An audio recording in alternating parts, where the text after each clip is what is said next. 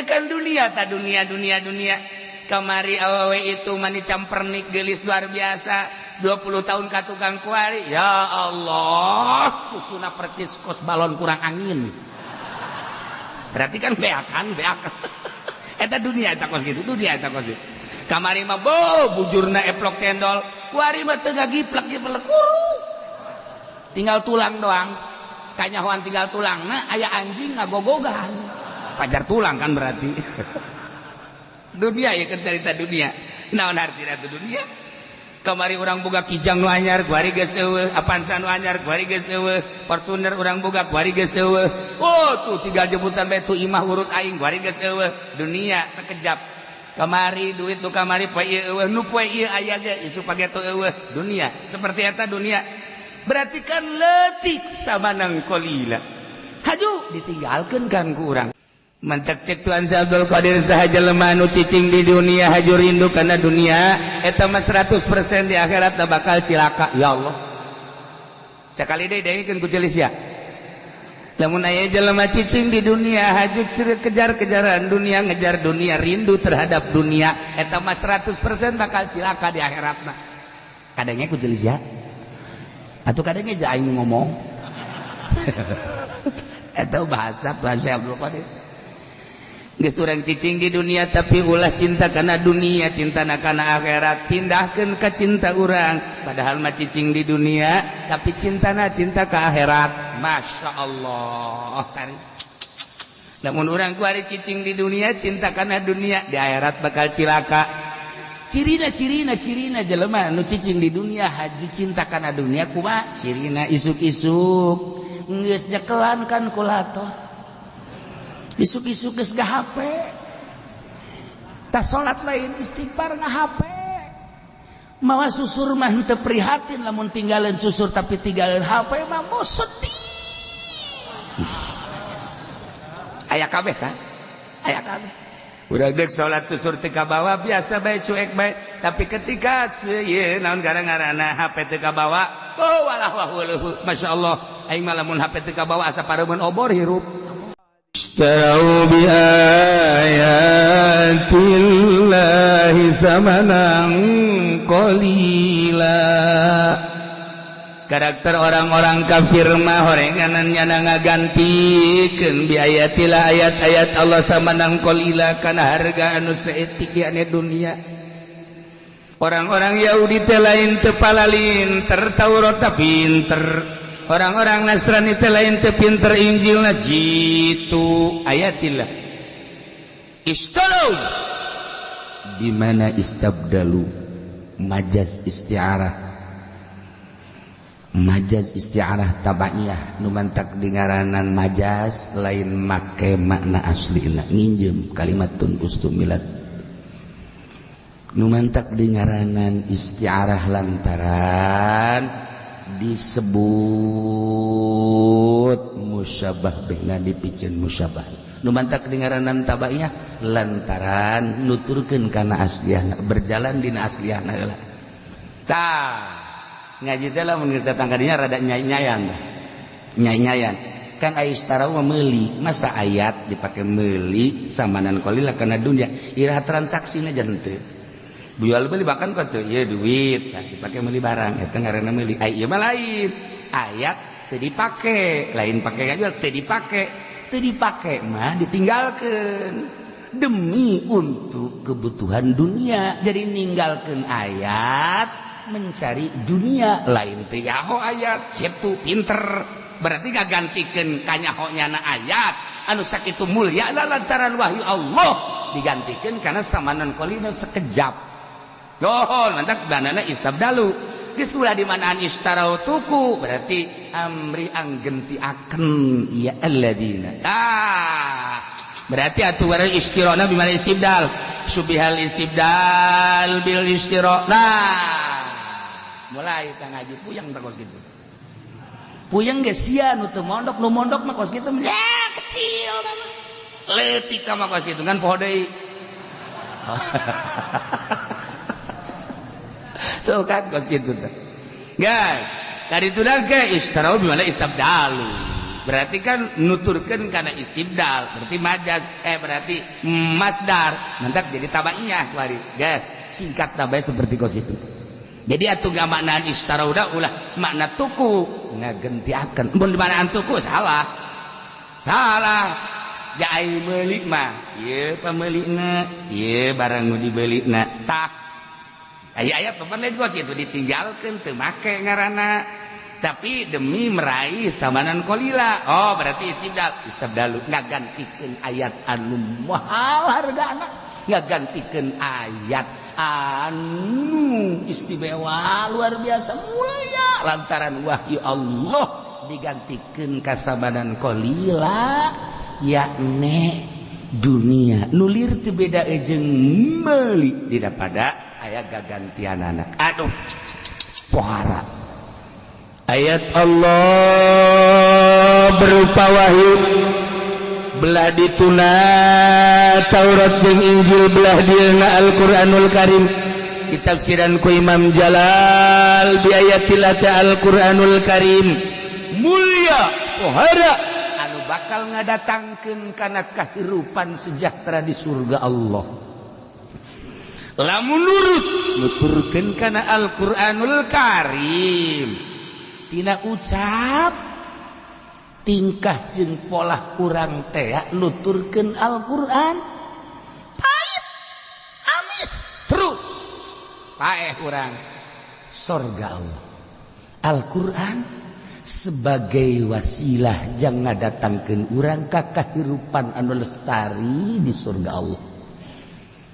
Wahara tuh ai dunia dunia mah duit nu kamari dileungeun urang poe ieu geus eueuh mobil nu taun kamari aya poe taun ieu geus eueuh motor nu kamari aya kuari geus eueuh sakejap dunia mah lamun ku urang diperhitungkeun jaheuh hok geura duit kamari urang nyekel 100 juta poe ieu geus eueuh motor kamari luar biasa sagala rupa motor aya kamari keur boga teh. Hei, ka motor beat aya.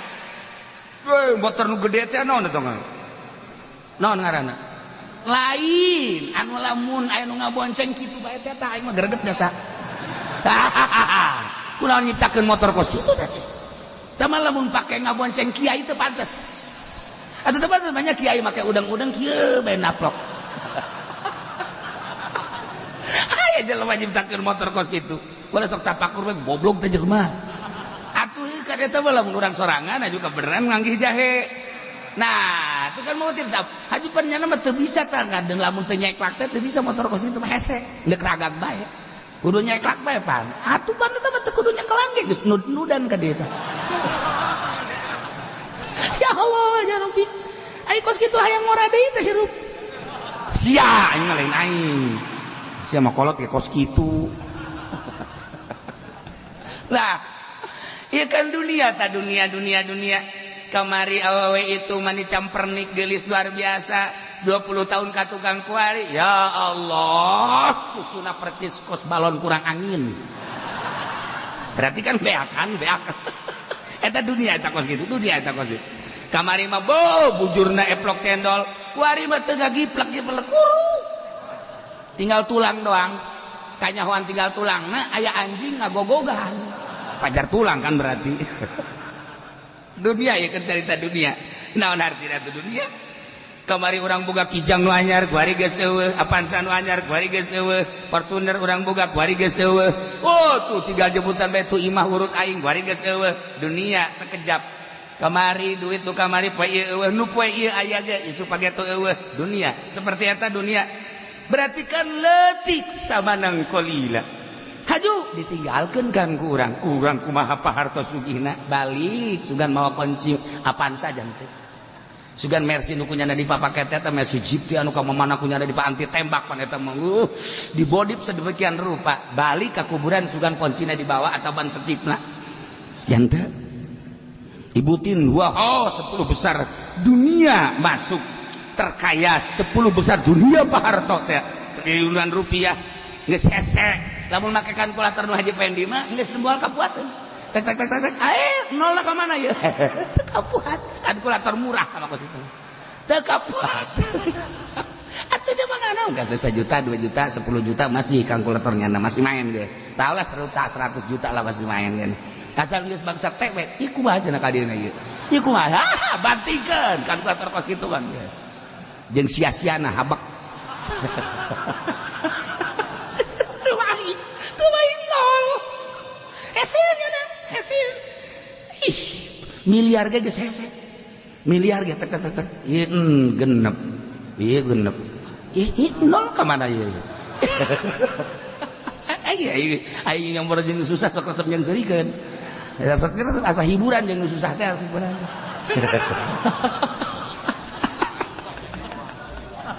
Ya Allah, ya Rabbi susah maka kota kayak kajeuleuh kan urang. Lain setelan. Masa make samping make sepatu. Kan teu nyetel eta ngaranna.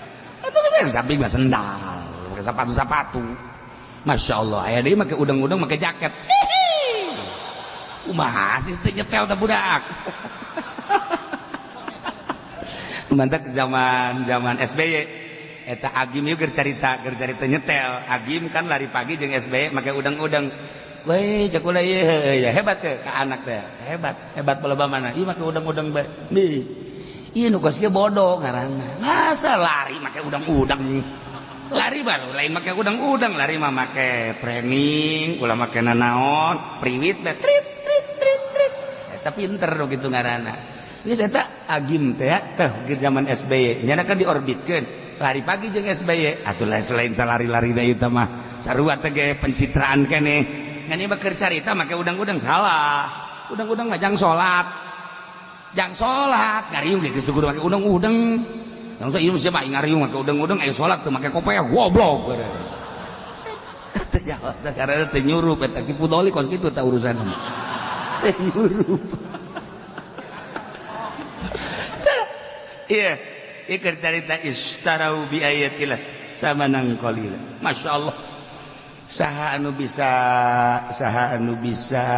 maca ayat berarti kan Allah ngagerakeun lain sembarangan atawa nu ngadengkeun ayat ya Allah lain sembarangan nu mantak datang ka reup sare eta teh naon ku indah-indah mantak kiai lamun datang ka murid HS hebat eta kiai bisa menyejukkan hati murid pantau geun habak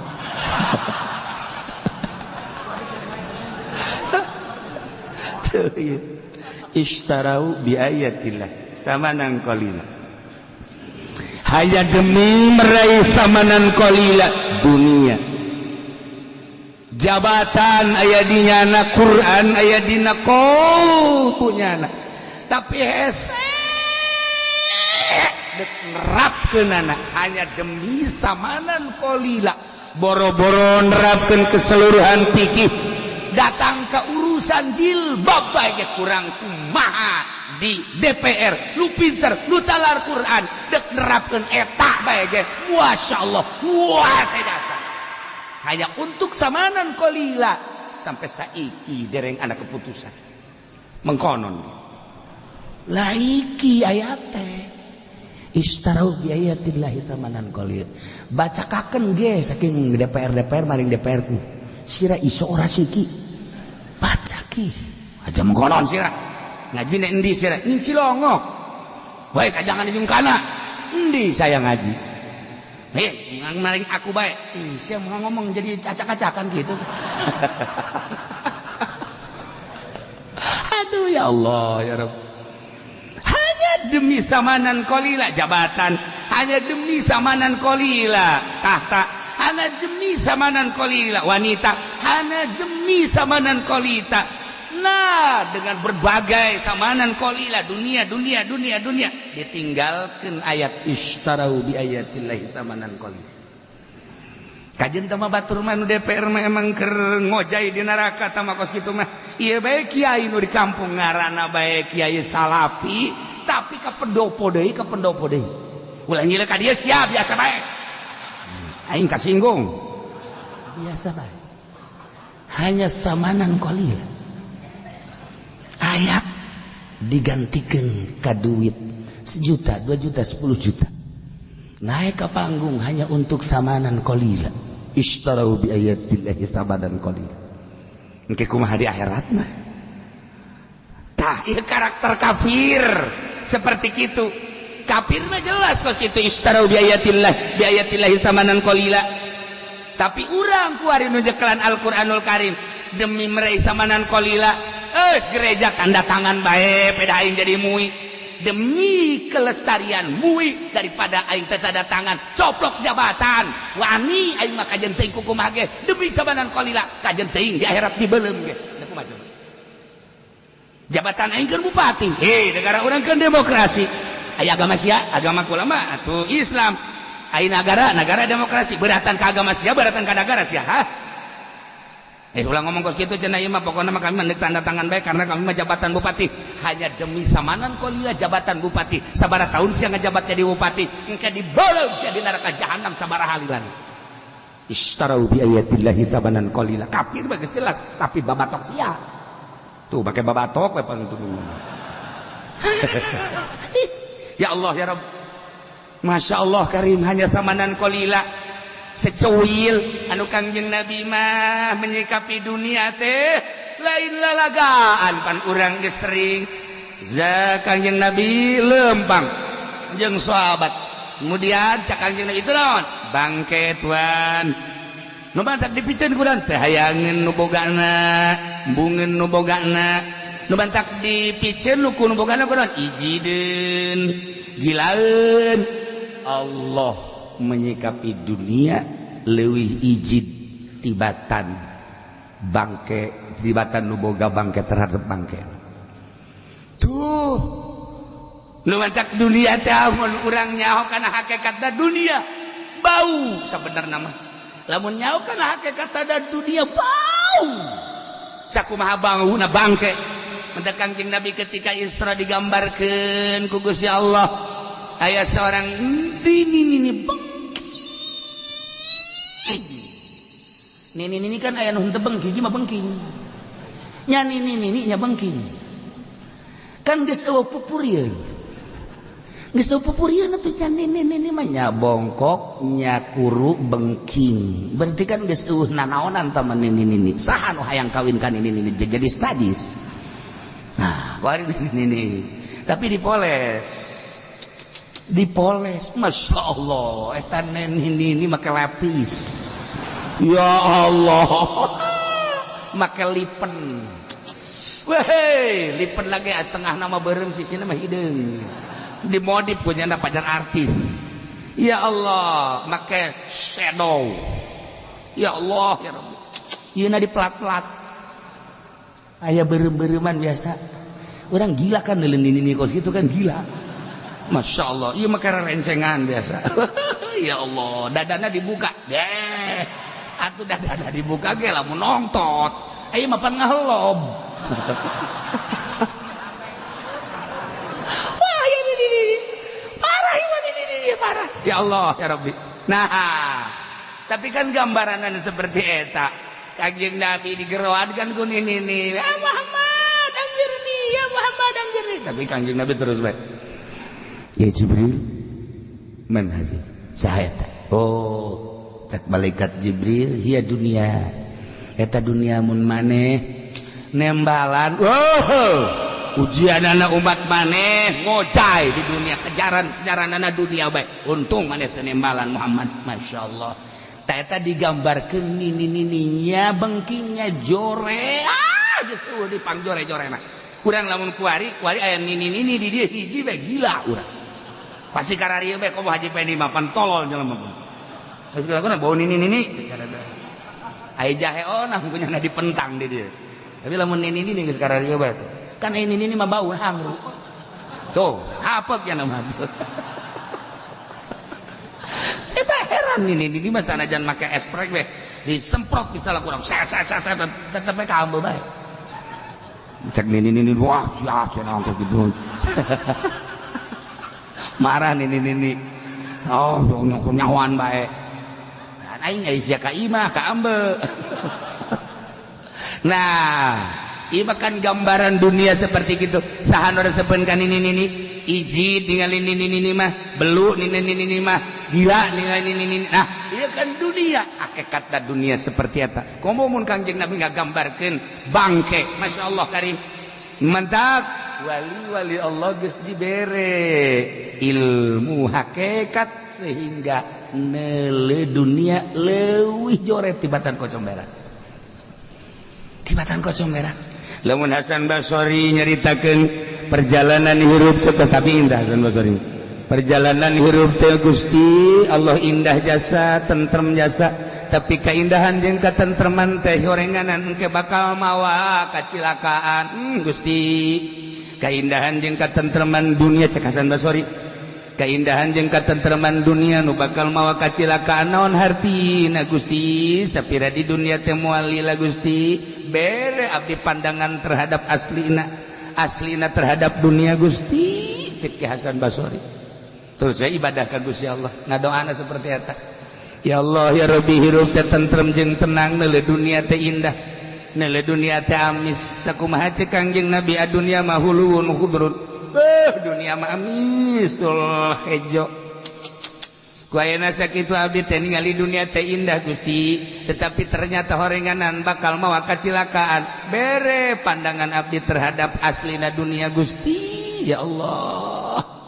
nah mulai Ki Hasan Basori zuhud lalaunan dibere teu hayang kana dunia ya Allah begitu pas dibere ilmu hakikat ku Gusti Allah ningali dunia gila sakumaha gilana urang neuleuh Kocomberan nyana ngomong deui ya Allah ya Rabbi horenganan kagilaan abdi terhadap dunia ieu lah nu bakal mawa kebahagiaan jaga di akhirat Gusti ulah dicabut pandangan abdi terhadap kagilaan terhadap dunia Gusti tambahkeun Gusti pandangan mata hati abdi kagilaan anak kaijidana terhadap dunia sebab kagilaan kaijidan terhadap dunia horenganan anu bakal mawa kebahagiaan jaga di akhirat Masya Allah maot keur mijina teu hayang jasa kana dunia eta bahasa Hasan Basori bahasa Tuan Si Abdul Qadir malain Gusti sabada abdi dibere ku Gusti hakikatna dunia dibere nempo mata batin abdi ya Allah ya Rabbi horenganan sakumaha nu dicaritakeun ku Gusti sakumaha nu dicaritakeun ku Rasul Gusti percis abdi ningali dunia kos nini bengking Tuan sehat mah Tuan saya mah kos dibere nya neuleuh dunia teh kos nini joret biasa teu hayang sabasakali mantak cek Tuan Si Abdul Qadir sahaja lemah nu cicing di dunia haju rindu karena dunia eta mah 100% di akhirat tak bakal cilaka ya Allah sekali deui dengkeun ku celis ya lamun aya jelema cicing di dunia haju kejar-kejaran dunia ngejar dunia rindu terhadap dunia eta mah 100% bakal cilaka di akhiratna kadangnya ku celis ya atuh kadangnya ja aing ngomong eta bahasa Tuan Si Abdul Qadir geus urang cicing di dunia tapi ulah cinta kana dunia cintana kana akhirat pindahkeun ka cinta urang padahal mah cicing di dunia tapi cintana cinta ka akhirat Masya Allah kari lamun urang ku ari cicing di dunia cinta kana dunia di akhirat bakal cilaka cirina jelema nu cicing di dunia haji cinta kana dunia kumaha cirina isuk-isuk geus nyekelan kan kulator isuk-isuk geus HP tas salat lain istighfar HP mawa susur mah teu prihatin lamun tinggalin susur tapi tinggalin HP mah mau sedih aya kabeh kan aya kabeh urang deuk salat susur teu kabawa biasa bae cuek bae tapi ketika ieu naon gara-garana HP teu kabawa oh walah wahuluh masyaallah aing mah lamun HP teu kabawa asa pareumeuh obor hirup parah eta ciri jelema merindukan dunia ya Karim ya kaum ya Allah ya Allah ya Allah nah datang ka mana coba diri urang mencintai jeung merindui dunia sehingga nu cek Tuan Si Abdul Qadir jelema cicing di dunia mengejar dunia jeung cinta dunia jaga di akhirat bakal cilaka leuwih bahaya deui mah leuwih jero deui mah ucapan Imam Ghazali.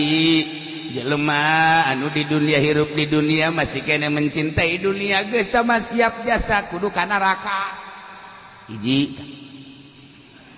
ketika jelema hirup di dunia kuari mencintai akhirat lantaran aya sorga eta ge antara neraka jeung sorga.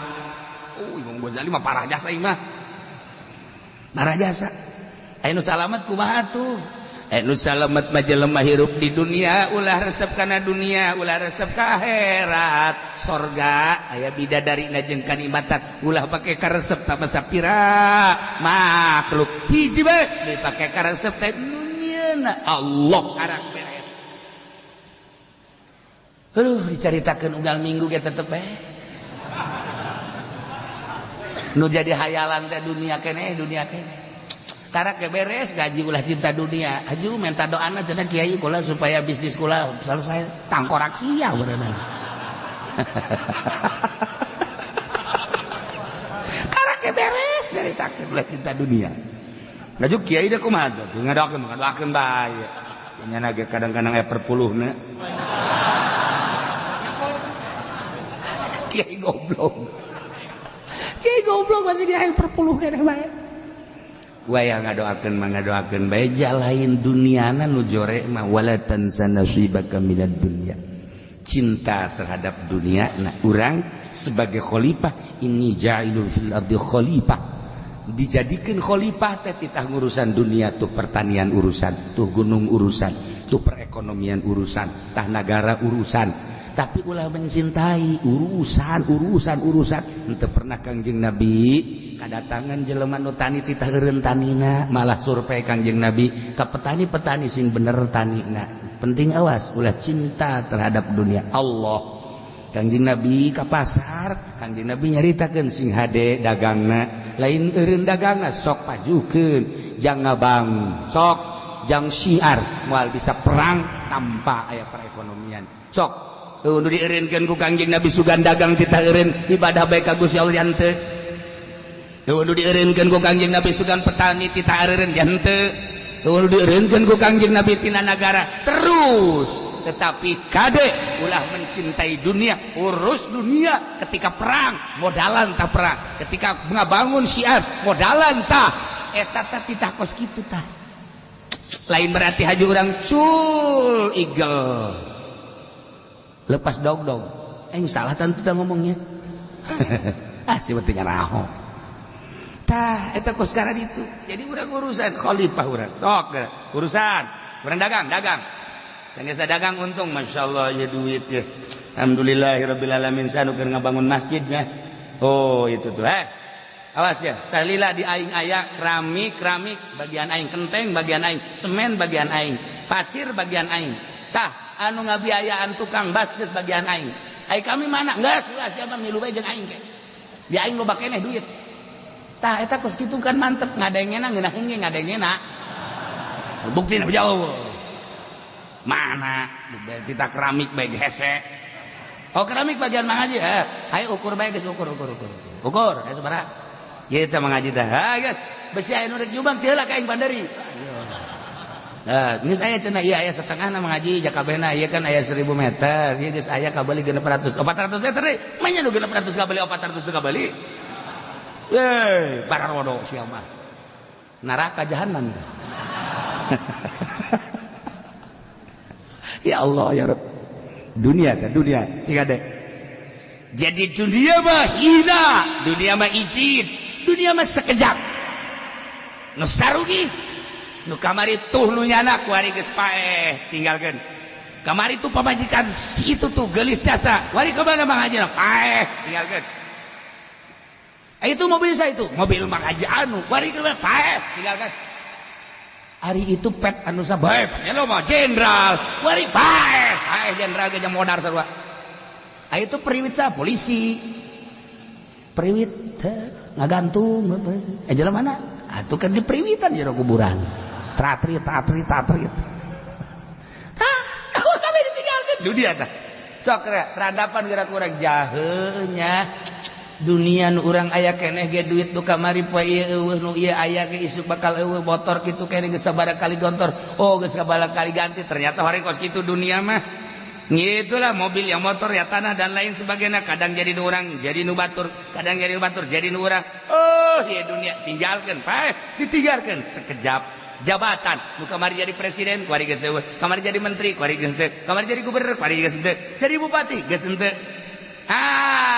berarti kan sekejap tapi ayat Allah mah ayat Allah terus bae sebab ieu mah qadim nu bakal ngadatangkeun hamba-hambana ka surga Allah tapi kafir wanieun ngagantikeun ayat anu mulya nu agung digantikeun ka samanan qalila na'udzubillah min zalik ieu si hade urang istarau bi ayatillahi samanan qalila kuari we di DPR hanya untuk samanan qalila kabeh ge dilepaskeun kabeh ayat-ayat Allah mantap lamun nyanda jadi PR paeh masyaallah naudzubillah min zalik wallahu alam sebab naon teu make ayat make kepentingan demi samanan qalila eta bae geus dirumus bahaya jasa gali geura DPR paeh gali saminggu buka geura mun teu bilatungan teu teuceul bilatungan kanjeng hukuman namun teu make ayatillah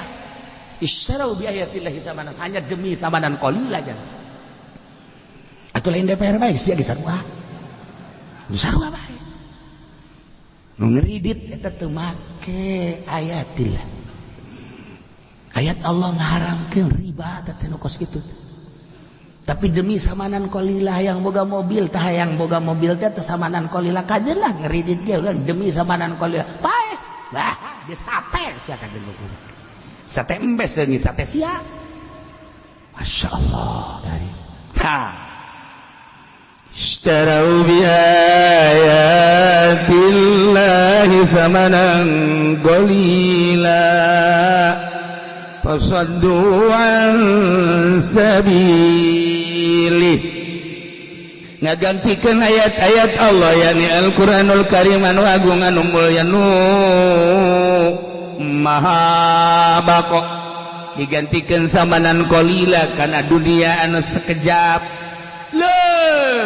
sekejap teh sekejap da deui ya detara ku ninggalkeun maranehna kana ayat demi untuk memuaskan syahwat jeung hawa wanin kafir mah fasaddu an sabilih ngahalangan na agama Allah disebut kafir Nasrani Yahudi ieu urang nu nyekelan agama urang nyekelan ayat-ayat suci Al-Qur'anul Karim pedah urang jadi pamarentah wanian fasaddu an sabilih ngahalangan tina agama Allah atuh geus cilaka mantap urang lamun jadi muhi hese eta ketika aya usulan-usulan ti kafir kumaha coba menjadi pamarentah ye cenah teh mah eta mah kan birokrasi aya teh mah henteu atuh pan banyak kapan kudu akur ai iman teh atas diku bil lisan binutki bil lisan wa tasdiq bil jinan ngaranna aya iman anu sampurna ucapan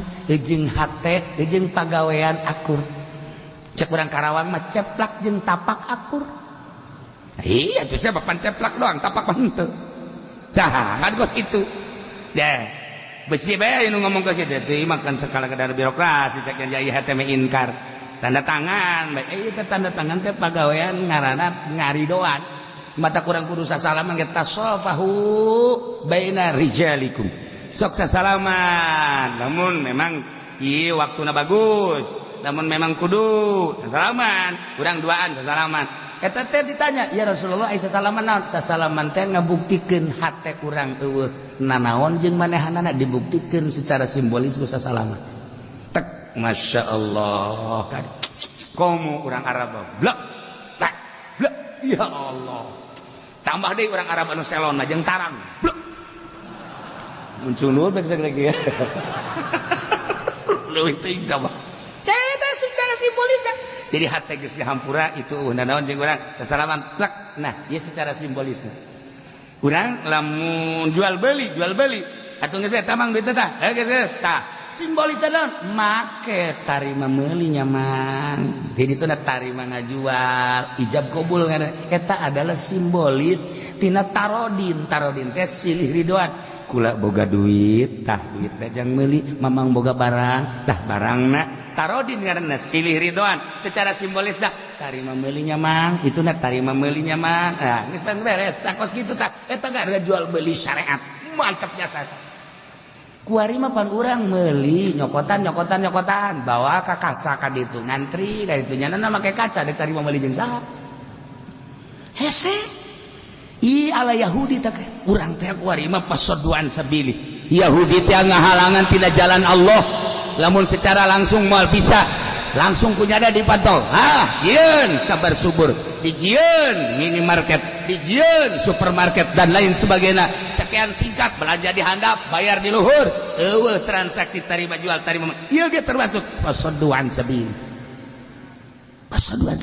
ishtaru bi ayatillahi tsamanan qalila pasodoan sabili carana pasodoan sabili urang di berbagai-bagai geus puguh diperpolitikan kunyada dihalangan tina jalan Allah DPR tinggal DPR talar Quran tinggal tepal Quran sabaraha DPR urang nu talar Quran tapi lain talarna merealisasikan anak ayat henteu ternyata eleh urang atuh berarti ku demokrasi demokrasi buatan Quran apa lain berarti pasodoan sabili Quran teh supaya nerapkeun undang-undang Al-Qur'anul Karim ternyata make demokrasi henteu katerapkeun berarti demokrasi teh termasuk pasodoan sabili anu terus menikmati demokrasi atuh neraka ayo sia ya ulah kitu cenah nyurana surahkeun ku sia aing ngadanyakeun salah awas ya kowe pentug sia kowe sarahkeun sia ayo surahkeun ku sia geus lain make peureup deui golok bae sia aing calangap sia di barang sana itu kuat ieu kakarake ieu ilmu zahir tafsir zahir urang lamun nyaritakeun tafsir hakiki mah murikak bulu tafsir teh kapan aya tafsir zahir padahal ieu kabeh ieu Jalalain Sawi Ayatul Ahkam kemudian gitu tafsir non gitu ngaranna Qurtubi tafsir berbagai eta zahir tapi lamun ayat tafsir Syafi'i anu mengarah kana hakikat tafsir hakikat aya karangan Imam Syafi'i ayo Imam kitu Maliki tafsir hakikatna masyaallah tuh aya bahasa sababaraha non kitu ngaranna sababaraha sahabat anu nafsiranana langsung make hakikat urang mah lamun nafsiran ayat anu eta bae ayat non kitu ngaranna ayat Ramadan wa in kuntum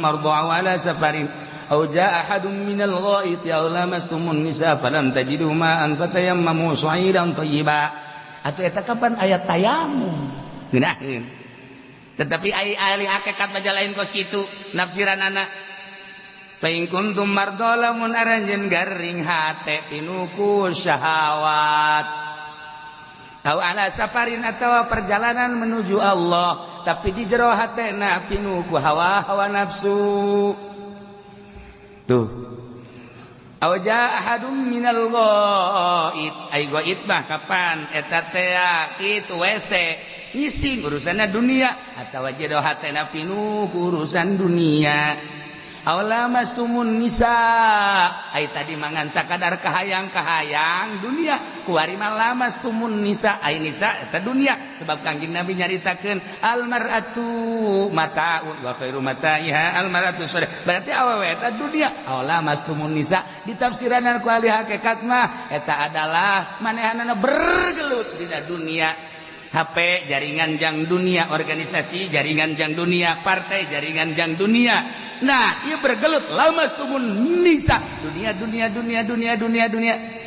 dalam tajidu ma'an hajun temanggihan jelema ma'an teh cai tapi jelema anu yang ngaluruskeun ya ne Kangjeng Nabi teka zamanan Kangjeng Nabi ma'an teh balam tajidu ma'an temanggihan Kangjeng Nabi sahabat temanggihan ka sahabat, tabiin temanggihan ka tabiin, jangan luruskeun anak guru mursyid falam tajidu ma'an, teka pagi jeung jelema-jelema nu ngalempengkeun ngabersihan qalbu, fatayammamu sa'idan thayyiba.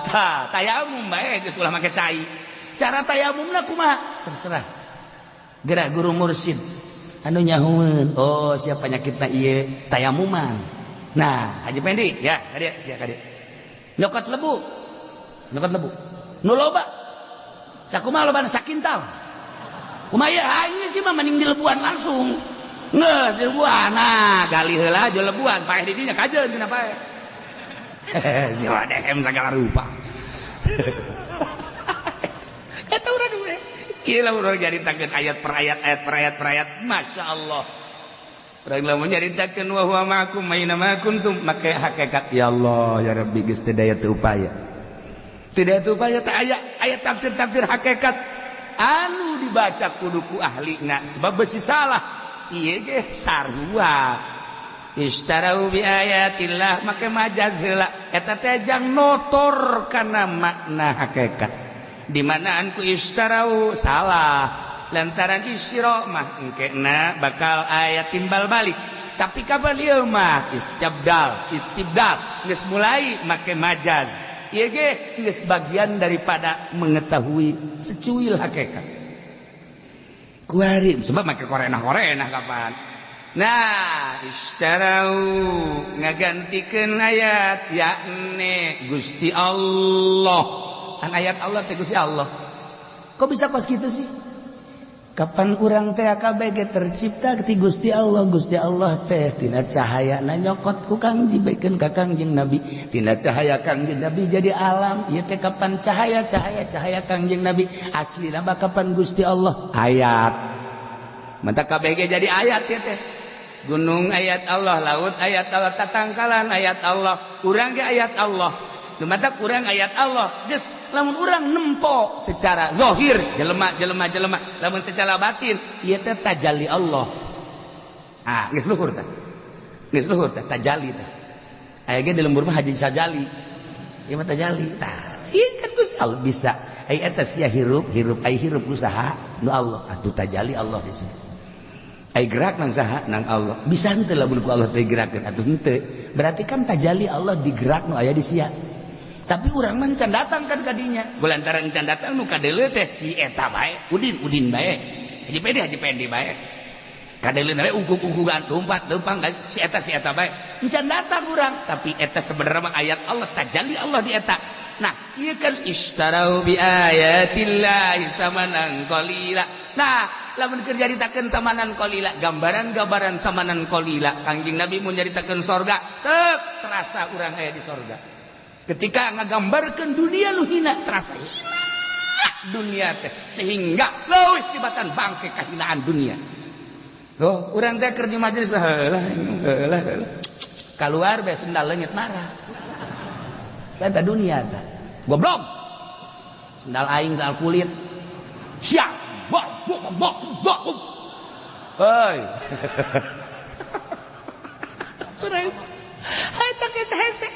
Istarau bi ayatillahi tamanan qalila. Batak Bastur bisa nafsiran dia. Bisa nafsiran itu tafsir kosmiknya masih zahir kene. Nayalah fasaddu an sabili ngahalangan tina agama Allah. Di mana cicing? Di pamarantahan maneh teh ayat Allah kunaon atuh ayat Allah kok bisa henteu make karena ayat Allah. Nah iyalah bagian siksa. Mentak kadeuleu ku ahli-ahli Allah mah jelema-jelema anu henteu make ka ayat Allah. Sebab naon? Henteu batin, zahir ku ahlina mah zahir. Bahkan kaambe lamun jelema cinta jasa kana dunia teh mentak besi aya kiai misalnya datang urang kieu bae. Kieu bae. Pos kula lamun datang haji teh kieu. Asa teu kuat. Keur mah hatena dunia kelek deui. Kita apa? Aja teu mandi deh tadi. Emang meureun penyakit bau badana aya teu keur ieu teu leuletik. Bau. Sering ahli Allah begitu. Tok besi Zara misalnya ka Habib Lutfi aja Habib Lutfi mundur deui eta geus kaambeun aja pendi ke Jakarta ngandeuk naon kitu ziarah ka Habib Lutfi malam Salasa kan sok aya di Jakarta Habib Lutfi na aya tapi ngonci maneh trek bangis terus assalamualaikum waalaikumsalam eueuh sora no ditungguan datang ka subuh cak Habib Lutfi aing mah kajen salat qada daripada magian nyana qada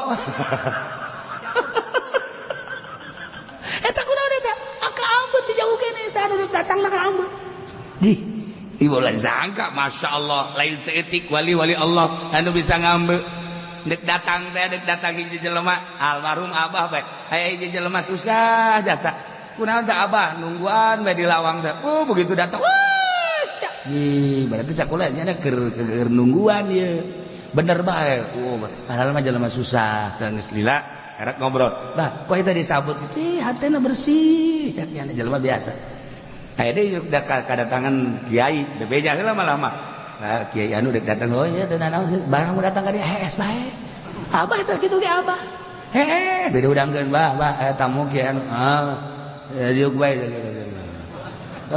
balik deui ka dieu ku ibu teh kan titah diudangkeun abah sia udangkeun tuh saya tamu diudangkeun bah tamu teh titah diuk bae malik deui ka dieu kasar urang ngaudangkeun anak ieu mah teu beda jeung si ieu gula eta kaambe lain sosok kiaina tapi batinna terlalu cinta dunia hangru kan bau ente jadi ieu kula mendek nanya we ka kiai kuari bawa tuh lain bau bae ti awal ge bentek jasa ieu tapi lamun si eung wallah alam henteu beureun barang datang nu dua jadi bau aya tah sabana qalila laletik hina bau masyaallah kan lamun Tuhan Syabul Qadir geus bisa ngabuktikeun nyekel apel dititah dicekel ngurucut getih nek sanu daek ngadahar apel ku raja titah dicekel kegedean cekel dipencet kieu keluar getih berarti kan ieu apel menang meuli duit ti nagara eta teh kan getih rakyat masa kiai menta ka nagara pake ngabangun majelis nu mentak baueun kiai ngabangun pondok duitna ti nagara baueun kajen kumaha ge santri teu betah motok wari majelisna bagus pondokna bagus santrina lake kiuralno leuya wih iku hangru apa iku hangru ya wis lah tah dahareun komo didahar ku urang eta gambaran-gambaran ahli hakikat masyaallah karim nah ieu mah fasadduan sabili ngahalangan deui tidak lempangna agama Allah luhurna agama Allah dihalangan ya Allah ya Rabbi di negara behulanan guari mah soal jilbab bae dipermasalahkeun berarti kan fasadduan sabili ayo raramean ulah kunaon anu make cangcutna kita dipermasalahkeun make cangcut teh dimasalahkeun susu kadang sapotong teh dimasalahkeun malah mah di DPR dibahas jangan sepotong semua ayo sih korupsi dan lain sebagainya fasadduan sabili dalam rangka fasadduan sabili urang kan eta kakarak ngabahas ala kadar nah kuari secara politisnya fasadduan sabili kumaha ekonomi secara ekonomi fasadduan sabili kumaha urang mah nu jelas-jelasan teh larangan-larangan zahir tapi kan di negara mah lain make aturan-aturan fasadduan sabili urang di jerona aya cilaka kajennya nama keur ngurusan negara tapi ai kiai-kiai teh mah atuh cukup bae ku ngadoakeun nu penting tentrem nu penting aman jauh presiden mah bahaya menteri atuh cilaka nu urusan atuh teu kumaha ngan urang ulah terlibat urang mah ngadoakeun balalanderna bae beres geus kitu ulah sok hajupu nya nguyup nya nguah wah cilaka teh mah kiai geus kitu batu ya Allah ya Rabbi manda kaya kitu ya gua ndek ieu non kadang-kadang ndek pangbenerkeun masalah naon roid ayo henteu teu kudu ka dieu ka kiai anu bae sarua bae teu hayang iya tuh kiai anu geja pinter siapa sarua bae lamun ngabagi di dia jangan begitu ente emang kurang gitu embung jakeana teh mah atuh geus lah teu bisa ngomong kumaha iya teu coba ngomong ente lah teu ente omong we ente lah teu ya hese teh geus ku situ teh hese tah debadak loba jasa kiai anu aya di hareup mah bangun bagus jadi tukangan mah horenganan nyamual ya duit pamarentah teh konon kara segala nyeun proposal dan aya di hareup bagus di hareup manu masyarakat di hareup lumater engke geura ge haseupna bakal ka abah haseupna eta dibere kitu naon kitu ngambus embung jelema teh dibere embung sok kuari kiai pinter hajunyana pernah jadi mui sok geura ka ambeuna beda ku masyarakat embungeun masyarakat ngondang ge embungeun heran atau tadi di partai Golkar deh itu aya nu nitahan ngan ngambe batin teh ngambung lah lain kiai teh mah naon emang eta ore koros tuh kebal tukang ceramah ge sarua kebal ge bener ge mah beneran ya ih bener kasar tukang ceramah ge sarua bae sarua sebab di benak hatina dunia sok geura teu kudu dibejaan ku kula teu kudu disebutan kiai anu tukang ceramah kakolotakeun tetep bae ceramah deleukeun kaambean ku masyarakat moal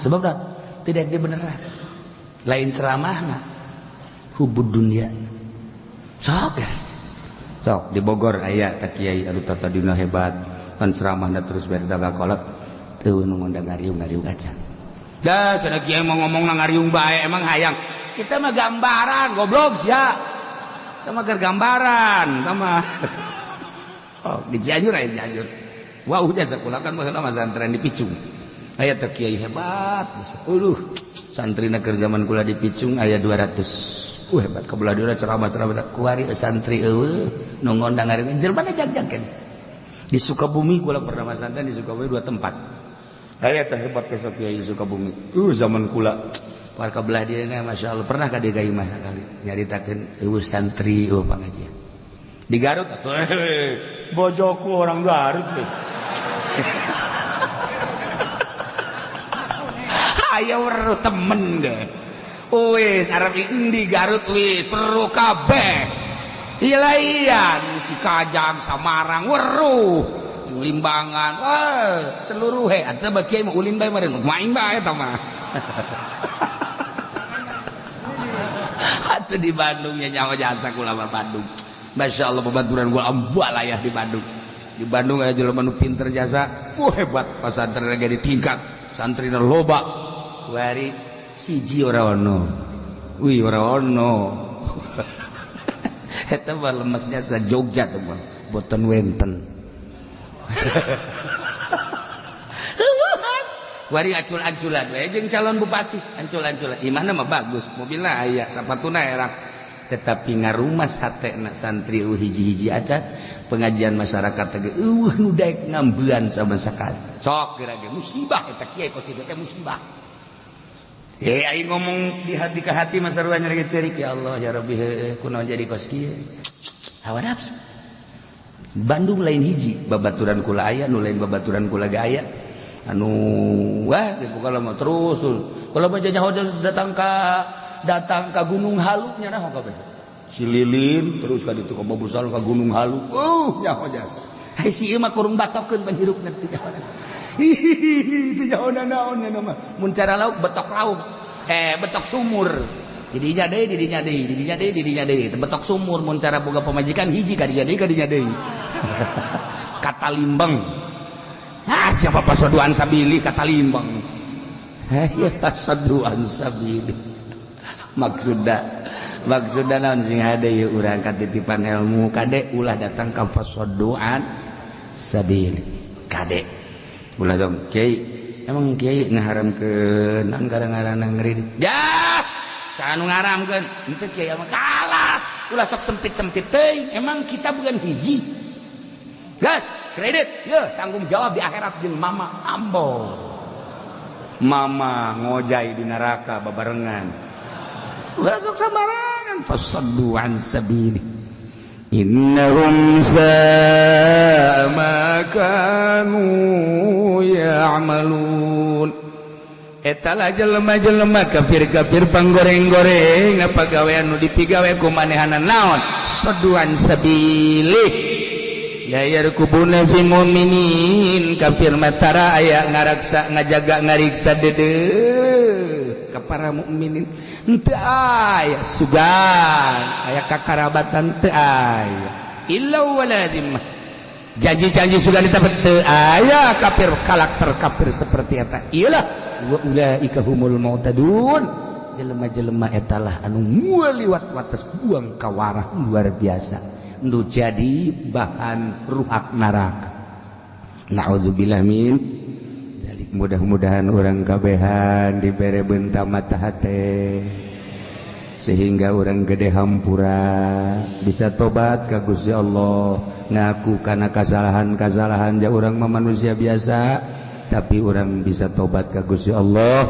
sehingga karasa tetesan tiisna tobat diterima tobat orang ku Gusti Allah tur bisa ningkatkeun ibadah ka Gusti Allah deket jeung Gusti Allah cinta ka para ahli-ahli Allah ngajauhan ka para musuh-musuh Allah sehingga orang maut husnul khotimah cirian kitabna. Mudah-mudahan ke tahun hareup urang bisa kepanggih deui di minggu hareup urang ngaji ngabahas tentang puasa iraha tanggal hijina menurut hisab qot'i teu kudu mawa kitab dina minggu hareup urang ngadengekeun ala kadar tentang puasa. Di urang aya Prabu Kian Santang putra daripada Prabu Siliwangi, putra daripada Prabu Kitu Satwu Kencana, putra daripada Pajajaran. Jadi di kerajaan Pajajaran. Dek nanya kamu Haji Pendi, ai kerajaan Pajajaran letaknya di daerah mana? Bandung. Tuh kan? Tama pasar Pajajaran. Ya Allah. Numantak ulah disangkanya na diajak ku Haji Agus, Haji Sarua pinter atuh teu. Diajak mah diajak mah. Jeung lain teu dibere nyaho. Isuk-isuk dibere nyaho lohor geus eueuh. Magrib dibere nyaho atuh jam 12 geus eueuh. Eta ilmu bisa kitu ilmu. Lah iyalah para jamaah kaum muslimin wal muslimat rahimakumullah. Singkatna bae ya mah. Tahun 1315 Masehi diangkat Prabu Kian Santang jadi panglima perang. Kulantaran nyana diangkat jadi panglima, nyana neangan musuh. Di Bogor sahanu jago, di Jawa Barat sahanu jago, di luar Jawa Barat sahanu jago. Bebejalah kabapana Prabu Siliwangi, abah, kula diangkat jadi jelema sebagai panglima perang. Asana datang ke saat ieu can nyaho ka getih kula hayang nyaho ka getih kula tunjukkeun bejakeun saha nu panggagahna khususna di Jawa Barat umumna mah di Indonesia atau di dunia. Eta bapana teu bisa ngajawab, teu bisa ngajawab. Cek bapana eueuh deui nu panggagahna mah nu mantak anjeun diangkat jadi panglima teh saat ieu mah anjeun nu panggagahna. Eueuh deui. Perang jeung saha bage moal anu mahi ka anjeun mah. Keur ngobrol kitu jol aya aki-aki. Cek aki-aki teh ulah kitu sebab dunia lain Indonesia doang. Kerajaan lain di Indonesia hungkul. Besi hayang nyaho nu gagasan ieu panggagahna sadunya eta ayana di Mekah Ngaranna sahaki, ngaranna Sayyidina Ali. Barang geus gabejaan kitu les eueuh aki-aki. Nyana terus bae neangan jalan ke Mekah yang gapanggih jeung Sayyidina Ali. Padahal Sayyidina Ali teh kapan geus maot jauh. Iyalah kehebatan Sayyidina Ali. Karramallahu wajhah.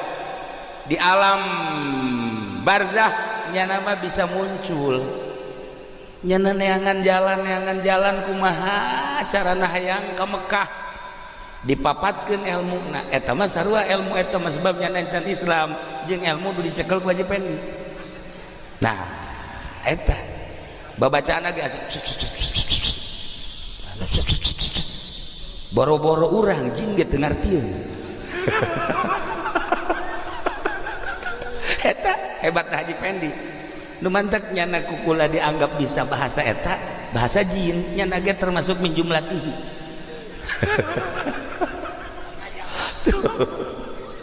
Akhirnya dibaca babacaan eta langsung sehiber datanglah ka Jidah. Begitu datang ke Jidah luak-liuk tanyaeun eueuh. Begitu tanyaeun eueuh ka saha ieu sinanya katinggali di kajauhan aya aki-aki diudag nyana barang diudag kebeneran kapanggih jeung aki-aki tadi ditanya mirip-mirip jeung anu harita aya di kerajaan aki-aki teh asa siga kieu lah lamun ku urang di deuleu meureun siga si eta bae aki-aki teh ngana itu mah gagah ieu mah wallahu alam. Tah barang nanya aki ari ieu nagara naon Jidah. Jidah ke Mekah deket Oke, cak aki emang aya naon kulah yang kapanggih jeung ngaran Sayyidina Ali bejana pangjagona. Bener cek yana. Bisa mun hayang kapanggih, lain bisa deui hayu dianter. Nah, lamun aki daek nganter kula bunga luar biasa. Ya anter. Ayo dianter lempang sekitar 50 meter cek si aki. Aduh, hampura jang. Tungked aki tadi tuh diurut ngobrol orang tinggalin coba pang mawahkeun ka dieu pang mawahkeun cepet lompat langsung aya tungkedna di dinya cabut dicabut teas sakali teas dua kali teas tilu kali teas keneh bae sia tungked aya bae ngahesekeun ka aing dipapatkeun ku nyana bahasa cuas-cuasna nu tadi teh begitu dipapatkeun diangkat Masya Allah lain kaluhur bagi kehandap sekali deui angkat make papat anu luar biasa bagi kehandap katilu kali dinyakeun keluar getih sabulu-bulu didinya nyana ngahulang si aki datang deui jang aya tungkedna aya atuh lain diangkat beuh ki horeng ieu mah tungkeun meureun jadi ke jero teu bisa kaangkat ya bagi teu bisa kaangkat coba ku aki bismillahirrahmanirrahim diangkat jababari Masya Allah cekian santang babacaanna kok aneh babacaanna kok aneh cek aki-aki ente boga kesulitan naon bae bacaan bismillahirrahmanirrahim lawang hese dibukana sok bacaan bismillahirrahmanirrahim mantap Haji Pendi pernah harita lawang na dikunci maca bismillah ngencengan horegan bismillah ge lain sa bismillah lamun bismillah make sungut doang mah atuh pamalingan ge bisaeun DPR ge bisaeun maca bismillah atuh pan wallahu alam ka ditu mah dia pemerintah gak idik ceramah maca bismillah heula ngan nyaho ingetna ka Allah eta bismillah nyaho ingetna ka mana coba pemerintah sia mah jahe dasar pikiranna ka jahe mah waduh dasar pemajikan keur maot geus maot inget ka dinya bae nya berarti bener ya mah tadi di mobil ge cenah kira-kira di Cikarang aya tuh aya mah aya sanudaekeun Allah ya Rabb. Nah bacaan bismillah akhirnya nanyakeun manehna ki baca bismillah eta aya syarat teu lamun hayang manjur aya syaratna kumaha syaratna kudu maca 2 kalimat syahadat. Nah engke bae heula kita mah urusan maca 2 kalimat syahadat penting kula kapanggih heula jeung Sidina Ali.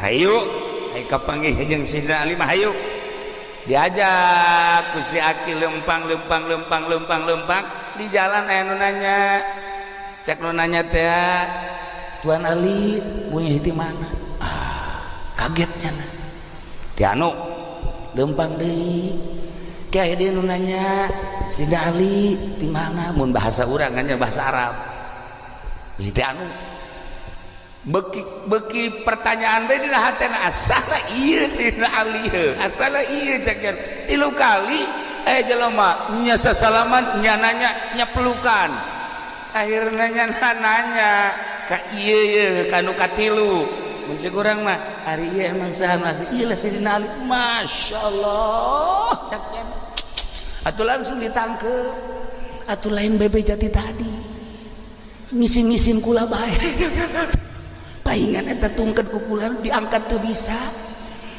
aju ku anjeun mah bisa. Nah ku ari geus kajahoan bahwa kula Sidina Ali ente kan di Indonesia teh neuk neangan jago neuk hayang tarung henteu boro-boro tarung jeung jelema ngangkat tungked geus teu kuat tah jelema arif wali Allah kekasih Allah teu kudu gelut deuk dakwah teh ngarupa bah henteu kudu woh boros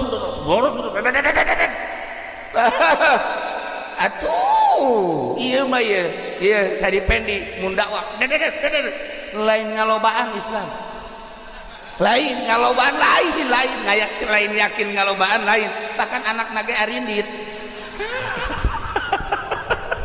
ayeuna akibat lalagaan dakwah nu asli seperti tadi bil ahwal bil af'al karak bil aqwal.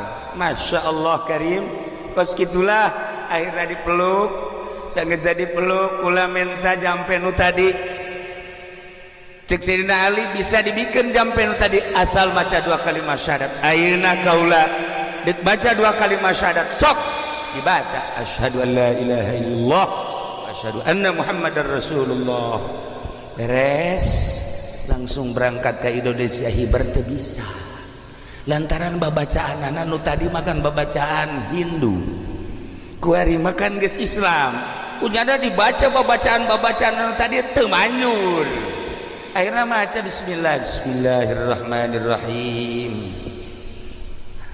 rada hampang tapi can bisa hibar rada hampang coba Bang Haji bismillah coba kikituan coba baca sekali baca 2 kali 3 kali dibere cara ku Sidina Ali hei anjeun teh ayeuna geus Islam deuk hiber ka Indonesia moal bisa make bahasa jeung wirid anu sok dipake ku anjeun bacalah bismillah jeung bacalah ieu wali bejakeun anu ieu nama bismillah na baca 9 kali ulah napas tambahan baca ieu beureum sok berangkat dibaca sesuai jeung perintah Sidina Ali datanglah ke Bogor tidinya menghadap ke bapakna bebeja bahwa kaula selama ieu teu aya nang tangan Sidina Ali nu gagah teh ternyata lain sembarangan horeng gagah teh gagah zahiran wa batinan kula geus asup Islam bendulah Prabu Siliwangi akhirna indit Prabu Siliwangi geus indit tetep bae anjeunna kan diangkat jadi panglima terus dakwahnya terus ngajakan Islam ngan harita aya jelema nu ngomong Prabu ari anu Islam mah biasana sok disundatan nah ceuk kula ge inget kula ge harita ku Sidina Ali disundatan ceuk maka wari ente nu paheula disundatan mangga disundatan kunyana disundatan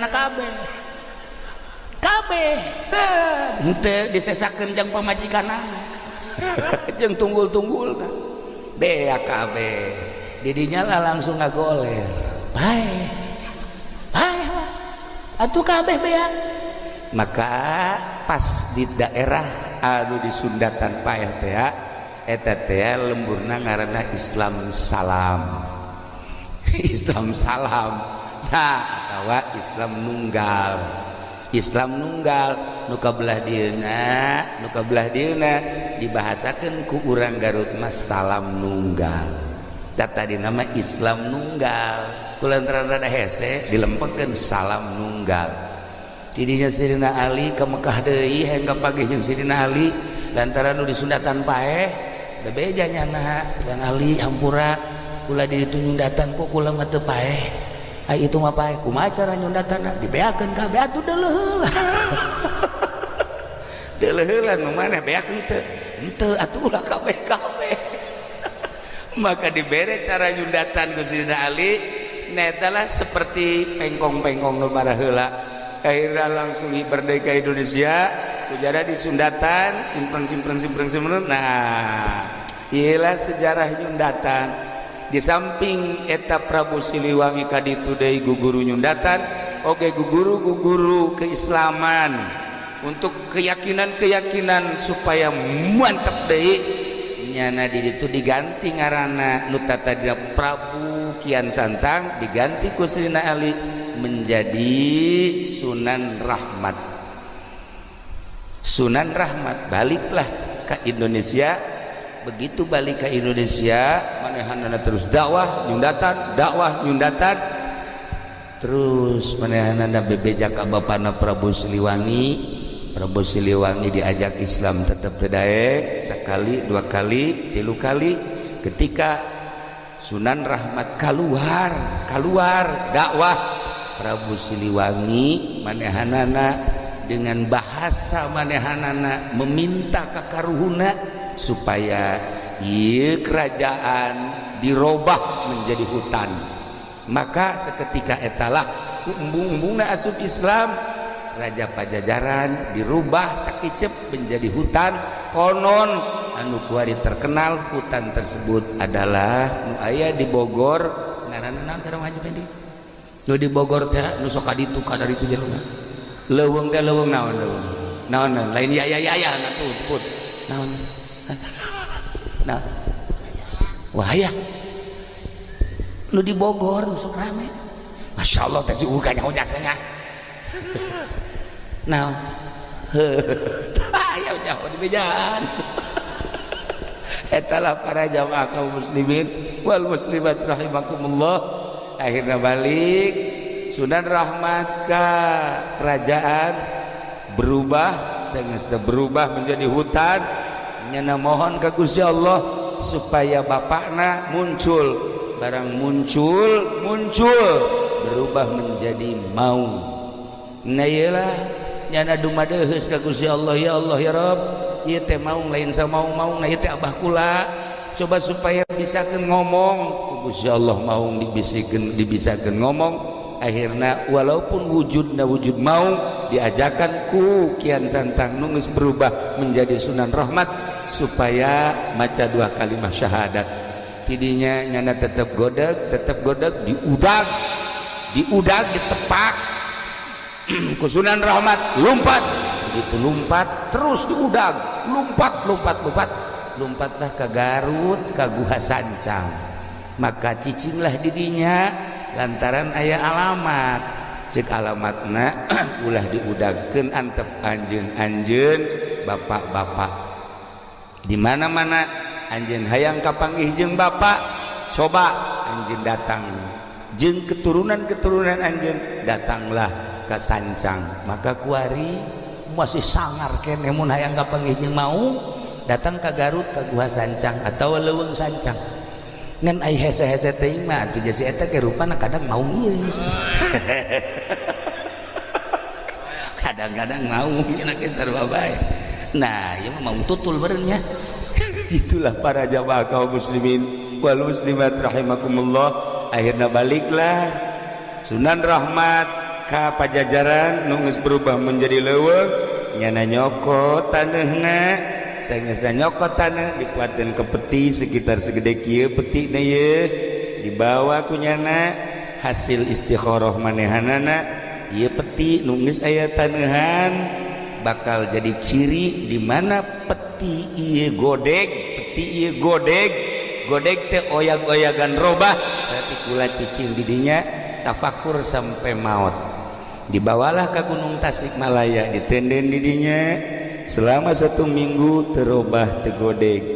Dibawa deui ke Gunung Cirebon, Gunung Ciremai, dibawa ditenden deui di hareup nyana bertafakur ka Gusti Allah saminggu cicing bae terobah tegodeg. Dibawalah ke Gunung Suci Garut, ditenden kakarak sapeting doang ieu geus godeg. Nah berarti kaula kudu cicing di dieu dirobah godeg teh menjadi godog.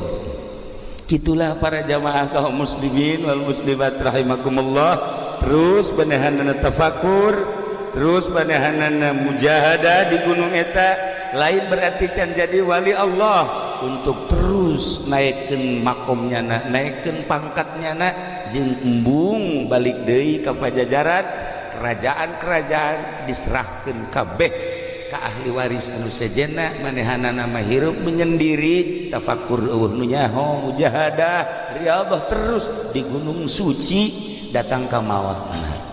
Gitulah para jamaah muslimin wal muslimat, cerita asal usul tentang nyundatan. Berkeliaranlah akhirnya guru-guru anu bisa nyundatan asli ti Sunan Rahmat, terus ke Karawang, terus ke Cikarang, terus ke Tangerang, terus ke Serang, terus ke mana-mana. Baheula mah di Sundatan sekaligus aya babacaan khusus di Sunan Rahmat ti dituna ti Sayyidina Ali karramallahu wajhah. Gitulah para jamaah kaum muslimin wal muslimat rahimakumullah, maka mautlah anjeunna di luhur gunung suci godog tadina godeg, kemudian aslina jana ngaran Prabu Kian Santang, dirobah diganti ku Sayyidina Ali menjadi Sunan Rahmat Suci Godog, berarti keturunan Pajajaran. Nah iyalah anu terus dakwah. Alhamdulillah Jawa Barat khususna umumna nyebrang terus ke Lampung, terus ke Kalimantan, ialah Sunan Rahmat Suci nunyana mengakhiri hirupna sorangan di luhur gunung. Mantak besi aya di Cikarang kuari anu haju hirup sorangan eta ge buat teuing ulah sok suudzon beureun nya, eta ge termasuk aya tetesan gede hutang. Gitulah para jamaah kaum muslimin wal muslimat rahimakumullah. Lantaran batur kula ge kadang-kadang nu ieu nyorangan kadang-kadang ditanya gitu dek nembalan atuh horenganan teu jauh urusanana seperti itu tadi. Para jamaah kaum muslimin wal muslimat rahimakumullah, nah sesuai jeung naon gitu garana hajat ieu sesuai jeung maksud Haji Rusli nyundatan silsilah nyundatan seperti tadi. Insyaallah simkuring malam ieu istirahat, kemudian isuk menuju Garut ziarah ka Raden Rahmat, diangkat menjadi gitu Prabuna dileungitkeun sebab eta mah kehinduan baheula, maka dijadikeun adalah ngaranna Sunan. Sunan eta asli nama ceuk Sunan Ampel adalah sungsuhunan. Sungsuhunan eta pangluhurna mun di bangunan. Geus lamun aya seorang wali kahiji kadua katilu geus jadi mursyid maka disebutlah Sunan. Kuari ge loba ye di Cikarang Sunan loba, alhamdulillah kula ge ngadenge Karawang, Cikarang geus loba Sunan ye, masyaallah karim. Alhamdulillahirabbil alamin. Eta mah kudu hubunganana jeung nu gendut eta di dieu sakarang Sanen. Sunan Sanen. Sebab nyana di ditu aya kali jodoh. Para jamaah kaum muslimin wal muslimat rahimakumullah, ila para aulia Allah lamun wali sanga geus jelas Cirebon, kemudian Banten aya hiji nu mencil di dieu, ieu adalah Sunan kitu Raden Rahmat anu nyana diangkat jadi panglima 13 15 kemudian 13 50 manehanana naik ke gunung lamun 15 13 datang ke 15 50 seberapa tahun eta berapa tahun 77 tahun nyana naik ke gunung 7 tahun di luhur gunung wafat. Insyaallah sekilas di sejarah kewalian aya lamun dicaritakeun kitu guru-guruna kabeh terterang ngaran-ngaran keluargana terterang ngaran-ngaran nyana di pajajaran kamaina kalima kemudian anak-anakna Prabu Siliwangi kabeh terterang dan lain-lain sebagainya aya selembaran-selembaran di kitab-kitab anu teu bisa dijual belikeun ieu mah nyaritakeun sejarah tentang asal usul Nyundata. Besi Bang Haji Pendi hayang di Sundatan kedua kali insyaallah di dieu besi aya rangda umurna kira-kira 35 tahun bikin ka Haji Mamin tapi lamun aya nu 80 ka manehna sagitulah ala kadar kisim kuring. Nah maka terakhir gitu hapunten dina